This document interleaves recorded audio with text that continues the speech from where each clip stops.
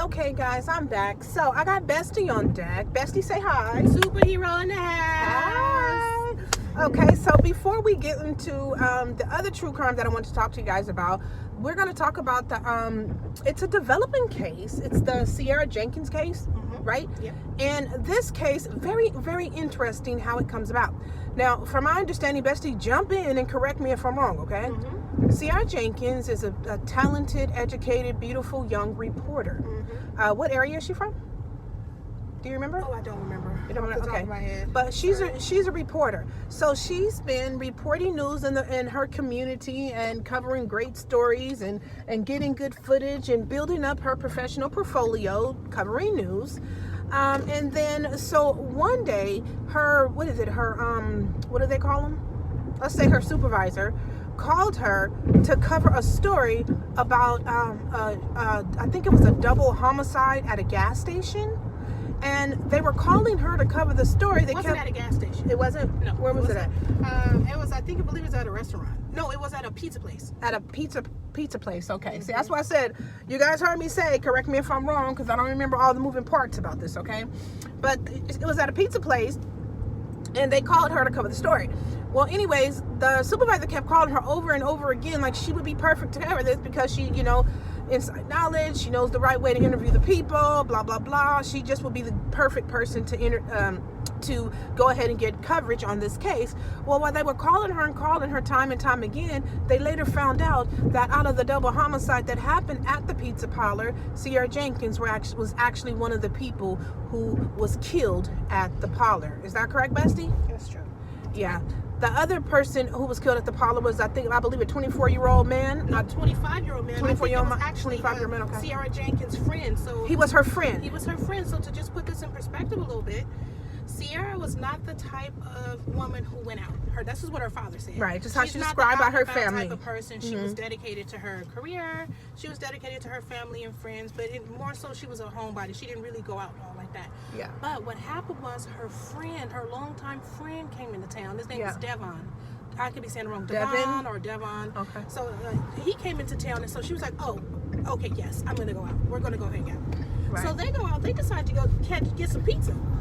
Now, when everything happened, when somebody came in there, and I guess shot the pizza parlor or whatever, and Sierra was hit, and her friend Devon was hit as well, or Devon. I'm sorry, you guys. I don't know if it's Devon or Devon. Devon. I think that's Devon. But anyway, so her editor, I think it was calling her like, "Hey, we got a breaking story, Sierra. This just happened. Get over there. Let's get some coverage." Right. Meanwhile, Sierra is a victim. She's the victim of the story he's trying to have her cover. Of the story that he's trying to have her cover. Right? Wow, that's one of those things that is just like, can you even believe it? It's like they're calling you to cover your own story. Yeah. And it would be different if they were calling you to cover your own story of success. This is your own story that's your final chapter. So Sierra was from Virginia. Okay. And I think they said this happened off Norfolk. That's where Norfolk, Virginia. Yeah.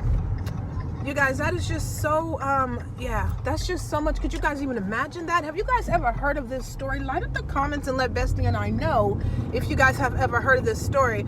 We definitely send our condolences over to the family of Sierra Jenkins and of Devon.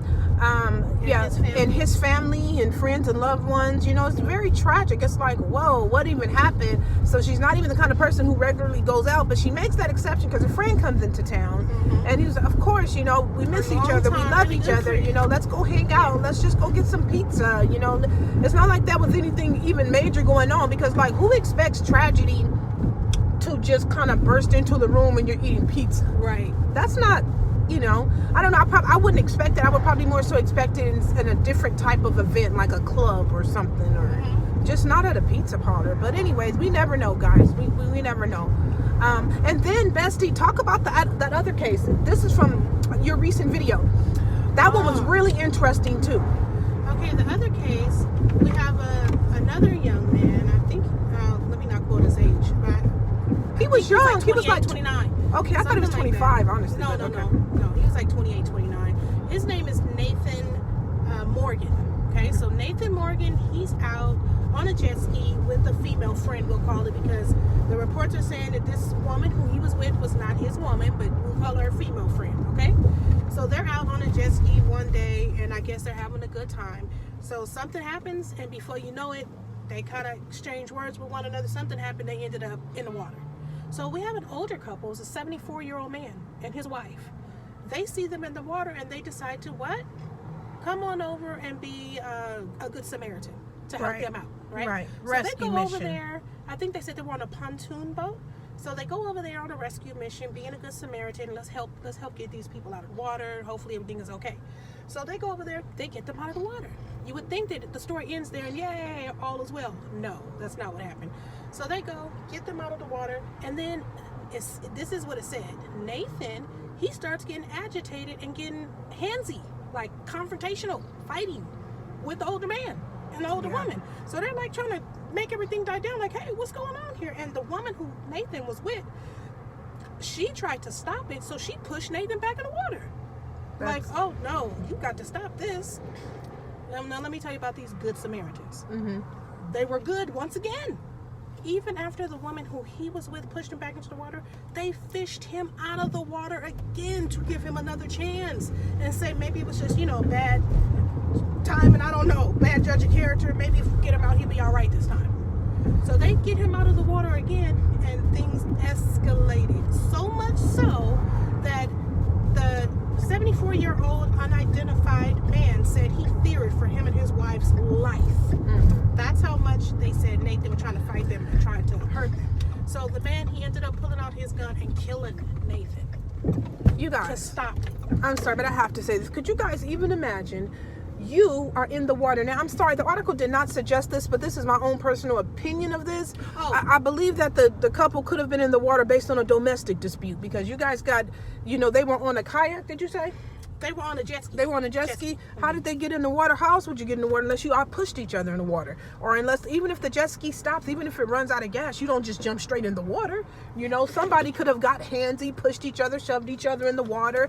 And something else that the article did not say, but I'm just going, this is my opinion solely, is that there sounds like there was, I'm willing to bet the toxicology report, if you was to go and look in this deceased system, that something was there. Well, the sheriff did say, they suspect that Nathan was under the influence of alcohol. That's what the sheriff said. Okay, alcohol is one thing, but I don't know if that was all that was there, We don't know that. And again, this is just my opinion, but I suspect when people, for instance, if somebody's trying to save your life, not trying, but they successfully saved your life once, then they go to do it again. Well, what would make you aggressive with somebody who's trying to save your life? You should be on your hands and knees. Oh, thank God. You should be thanking, throwing rosemaries at them, Hail Mary and everything else is what I would think. If they just saved your life, not once, but twice. Y'all light up the comments and let us know y'all thought on that. Okay, it seems bizarre is what I'm going to say. It seems bizarre. It is definitely bizarre. And I do agree with you on both cases, like, on one hand, it does seem like there was something domestic going on there, because they were both, neither one of them was in a jet ski. They was both off and needing to be rescued from that jet ski.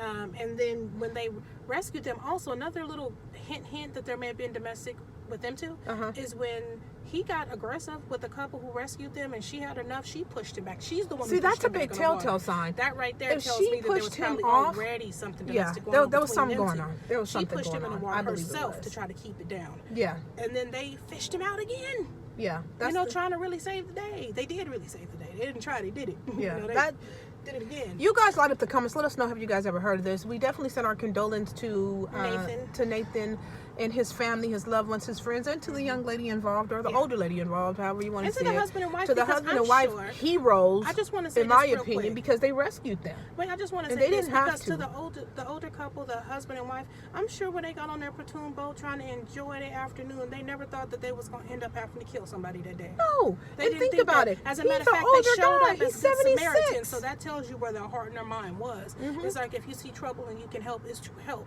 That tells you right there. Yeah, that was beautiful. I don't think that they wanted to do what they did. I think that they did feel that there wasn't another choice there. Yeah, and definitely thoughts and prayers to them, because think about it.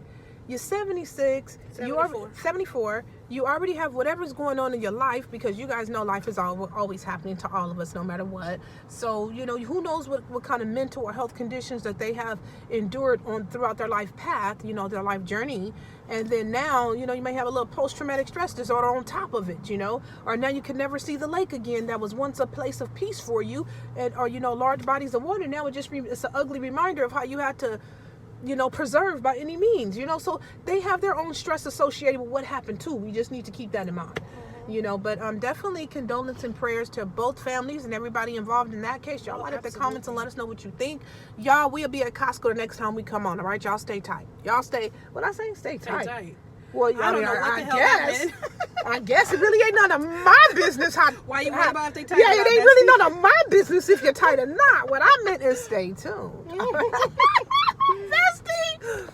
All right, you guys, they also got the Easter dresses out that are so adorable. Look at this. I remember when my baby girl was so little, and she's 15 now, but when she was so little, and I used to dress her up, and she used to look just like a little doll. And my son used to look just like a little prince, and he's a young adult now, but hey, I still remember stuff like this. Oh my gosh, all the colors great. And if so, do you guys dress up? Write in the comments and let me know.